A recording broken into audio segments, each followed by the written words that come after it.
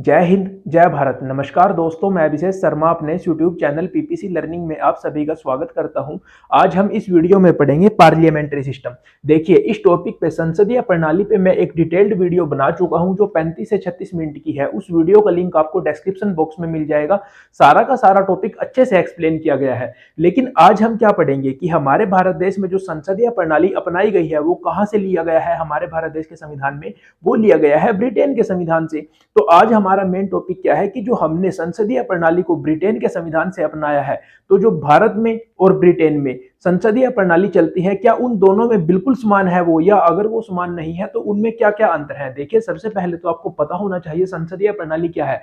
आज के समय में प्रत्येक देश दावा करता है कि वो लोकतांत्रिक देश है, मतलब वहां पे निष्पक्ष चुनाव होते हैं, नागरिकों को पर्याप्त स्वतंत्रता दी जाती है। ये सभी के सभी दावे सारे देशों द्वारा किए जाते हैं।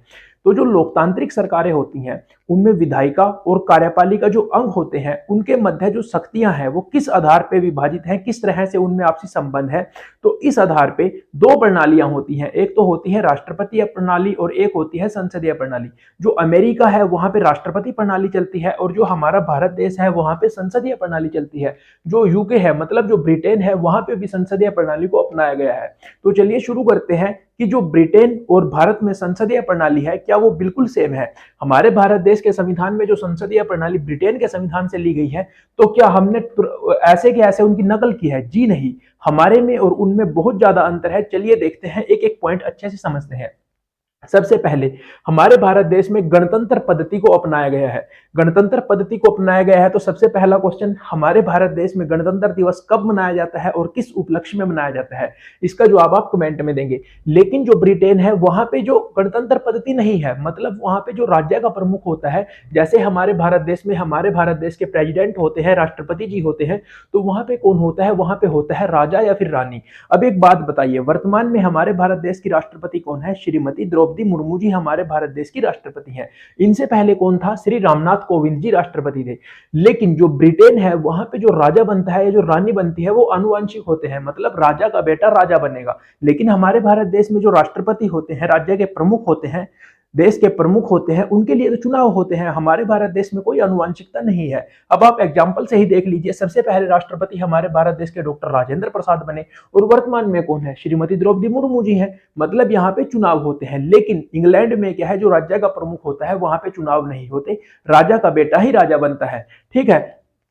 फिर है संसद संप्रभु नहीं। हमारे भारत देश में संसद संप्रभु नहीं है। मतलब क्या? अब आप इससे ये बात नहीं कहिए कि हमारे भारत देश की संसद किसी दूसरे देश के अधीन है, ऐसा यहाँ पे नहीं है। इस बात का मतलब जो संसद है वो अपने हिसाब से कुछ भी कानून नहीं बना सकती, लेकिन बना भी सकती है, लेकिन उसके ऊपर कुछ रेस्ट्रिक्शंस है। रेस्ट्रिक्शंस क्या है? सबसे पहले तो हमारे भारत देश में विश्व का सबसे महान और सबसे विस्तृत, सबसे बड़ा लिखित संविधान है।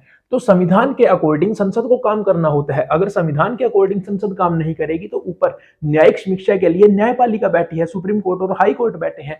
लेकिन जो ब्रिटेन है वहां पे सर्वोच्च जो संस्था है वो है संसद। मतलब जो संसद है वहां पे किसी भी तरह का कानून बना सकती है।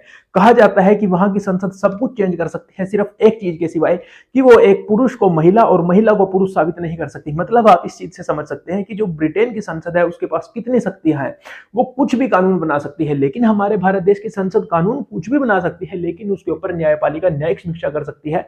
और अगर कोई कानून गलत बनता है तो उसको फिर जो सुप्रीम कोर्ट है वो उसको अवैध घोषित कर देता है, मतलब उसको नकार देता है। जैसे अभी अभी इलेक्टोरल बॉन्ड्स सुप्रीम कोर्ट को सही नहीं लगा तो उन्होंने उसको खत्म कर दिया। ऐसे ही 2014 में जो नेशनल जुडिशियल अपॉइंटमेंट कमीशन की स्थापना की गई थी उसको भी सुप्रीम कोर्ट ने रद्द कर दिया था, उस संशोधन को भी।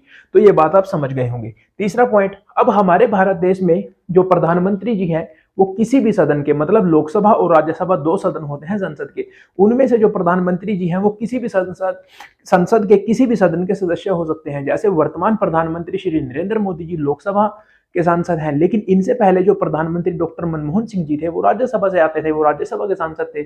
तो लेकिन ब्रिटेन में क्या है, जो प्रधानमंत्री होगा वो हमेशा निचले सदन का सदस्य होगा। वहां अब जैसे हमारे भारत देश में निचला सदन है लोकसभा, उच्च सदन है राज्यसभा, तो क्या वहां पे भी लोकसभा राज्यसभा है? जी नहीं, वहां पे है हाउस ऑफ कॉमन्स और हाउस ऑफ लॉर्ड्स। तो वहां का जो प्रधानमंत्री होगा, जैसे वर्तमान में श्री ऋषि सुनक जी वहां के प्रधानमंत्री हैं, तो वो क्या होंगे? वो हाउस ऑफ कॉमन्स यानी जो उनका निचला सदन है उसके सदस्य होंगे। तो ये भी एक बहुत बड़ा डिफरेंस है। अब हमारे भारत देश में जो मंत्री नियुक्त किए जाते हैं, अगर वो किसी भी संसद के सदन के सदस्य नहीं है, वो फिर भी मंत्री नियुक्त किए जा सकते हैं, लेकिन 6 महीने के अंदर अंदर उनको किसी न किसी सदन की सदस्यता लेनी होती है। अगर वो 6 महीने के अंदर संसद की किसी भी सदन की सदस्यता लेने के कामयाब नहीं होते, तो उनकी जो संसद की सदस्यता है, जो संसद की सीट है, तो वो चली जाएगी। लेकिन ब्रिटेन में क्या होता है कि अगर आपको मंत्री बनना है तो उसके लिए अनिवार्य है कि आपको सबसे पहले संसद का सदस्य होना चाहिए, संसद का सदस्य होना चाहिए, ठीक है। और ये बात आप याद रखेंगे कि जो प्रधानमंत्री होता है ब्रिटेन में, वो हमेशा हाउस ऑफ कॉमन्स का मेंबर होता है, हाउस ऑफ लॉर्ड से प्रधानमंत्री नहीं चुना जाता। लेकिन हमारे भारत में राज्यसभा से भी प्रधानमंत्री हो सकते हैं, लोकसभा से भी प्रधानमंत्री हो सकते हैं। एग्जाम्पल मैंने आपको दे ही दिए हैं, आप आसानी से याद रख सकते हैं, डॉक्टर मनमोहन सिंह जी और फिर नरेंद्र मोदी जी। अब इसका एक बिल्कुल नया एग्जाम्पल है कि हमारे भारत में जो संसदीय प्रणाली है, उसमें अब आप एक हरियाणा राज्य है, मेरा जो हरियाणा राज्य है, वहां पे अभी अभी जो सीएम नियुक्त हुए हैं श्री नायब सिंह सैनी जी, वो विधानसभा के सदस्य नहीं है, लेकिन वो मुख्यमंत्री बना दिए गए हैं। अब क्या होता है कि उनको 6 महीने के अंदर अंदर वो 6 महीने बिना विधायक हुए मुख्यमंत्री रह सकते हैं। अब उनको 6 महीने के अंदर अंदर किसी ना किसी सीट से एमएलए बनना होगा, वरना 6 महीने के बाद उनको इस्तीफा देना होगा। ये बात आप समझ सकते हैं इन एग्जाम्पल्स के माध्यम से भी। फिर देखिए, जो हमारा भारत देश है, उसमें जो कानून बनते हैं वो कैसे बनते हैं। राज्यसभा लोकसभा से जब कोई विधेयक पारित हो जाता है, उसके बाद जब राष्ट्रपति जी उस पर हस्ताक्षर कर देते हैं, सिग्नेचर कर देते हैं, तब वो अधिनियम बन जाता है। बिल से एक्ट कैसे बनता है, ये चीज हम समझ चुके हैं। तो जो हमारे भारत देश में मान लीजिए गृह मंत्रालय से संबंधित कोई कानून बनाया गया, जैसे नागरिकता, तो क्या उस पर जो गृह मंत्री हैं वो हस्ताक्षर करेंगे? जी नहीं। यहाँ पे हस्ताक्षर करते हैं हमारे भारत देश में सिर्फ हमारे भारत देश के जो राष्ट्रपति होते हैं वो ही हस्ताक्षर करते हैं। मतलब क्या है कि जो मंत्री है उनकी कोई कानूनी जिम्मेवारी नहीं होती, लेकिन जो ब्रिटेन है वहां पे मंत्रियों की कानूनी जिम्मेवारी होती है। यहाँ पे क्या युक्ति काम करती है कि जो राजा है वो कभी गलत नहीं होता, इसलिए जो साइन होते हैं वो मंत्रियों के भी होते हैं।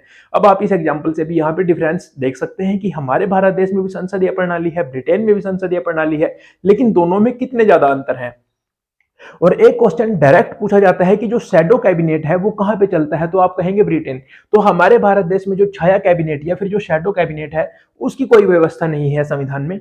अब हमारे भारत देश में छाया कैबिनेट यानी शैडो कैबिनेट का कोई भी प्रावधान नहीं है संविधान में, लेकिन ब्रिटेन में क्या होता है, शैडो कैबिनेट बनाई जाती है। किसके द्वारा बनाई जाती है? विपक्षी पार्टी के द्वारा शैडो कैबिनेट बनाई जाती है, अपने मंत्रियों को फ्यूचर में तैयार करने के लिए। ठीक है, ये बात आप ध्यान रखेंगे। एक और इंपॉर्टेंट बात, हमारे भारत देश का जो संविधान है वो एक लिखित संविधान है, लेकिन ब्रिटेन का जो संविधान है वो लिखित संविधान नहीं है। तो आशा करता हूं आपको आज की वीडियो अच्छी लगी होगी। अगर वीडियो अच्छी लगी है और कोई भी टॉपिक आपको इस वीडियो में से अच्छे से समझ आया है, कोई भी कंसेप्ट समझ आया है, तो ही वीडियो को लाइक कीजिए और अपने दोस्तों के साथ शेयर कीजिए। थैंक यू, मिलते हैं।